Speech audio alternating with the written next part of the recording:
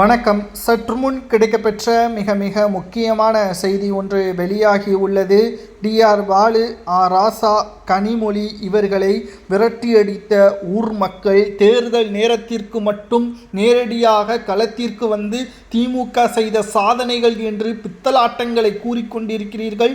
கடந்த 5 ஆண்டுகளாக எங்களது பகுதியில் கிட்டத்தட்ட நீலகிரியாக இருக்கட்டும், தூத்துக்குடியாக இருக்கட்டும், எந்த ஒரு வளர்ச்சியும் கிடையாது. மேலும் நீலகிரியில் ராசா அவர்களை விரட்டியடித்த சம்பவங்களும் சமூக வலைதளங்களில் வைரலாக பரவி வருகிறது. கொத்தடிமைகளாக நீங்கள் இருக்கலாம், நாங்கள் இருக்க முடியுமா என்று ஊர் மக்கள் கேட்கின்ற ஒவ்வொரு கேள்விகளும் தற்பொழுது திமுக 2வது முறை வரலாற்று சாதனை படைக்க வேண்டும் என்ற எண்ணத்தை தற்பொழுது தமிழக மக்கள் விரட்டியடிப்பதன் மூலமாக நிரூபித்து விட்டார்கள்.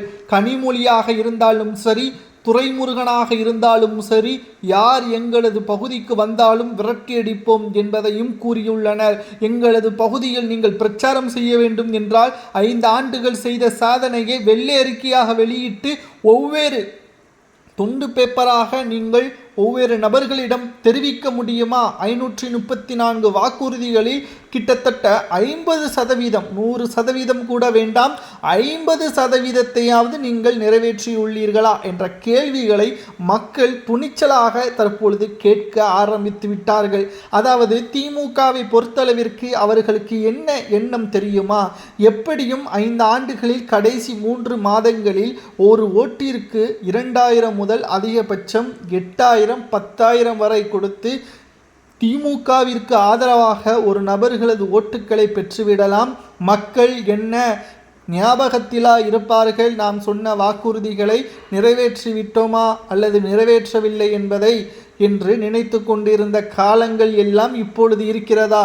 இளைஞர்கள் துடிப்பாக கேள்விகளை கேட்க ஆரம்பித்து விட்டார்கள். அதிலும் முதல் தலைமுறை ஓட்டுக்கள் தற்பொழுது ஒட்டுமொத்தமாக திமுகவிற்கு எதிராக கேள்விகளை முன்வைத்து கேட்பதால் எங்களது ஆதரவுகள் திமுகவை தவிர என் அதிமுகவிற்கு செலுத்துவோமே தவிர திமுகவிற்கு இனி ஒருபோதும் ஓட்டுக்களை செலுத்த மாட்டோம் என்பதை அழுத்தம் திருத்தமாக கூறி கனிமொழி, ராசா, குறிப்பாக டிஆர் பாலு போன்றவர்கள் தொகுதிகளில் பிரச்சாரம் சென்ற பொழுது அவர்களை வழிமறைத்து திருப்பி அனுப்பிய சம்பவம் பரபரப்பை ஏற்படுத்தியுள்ளது.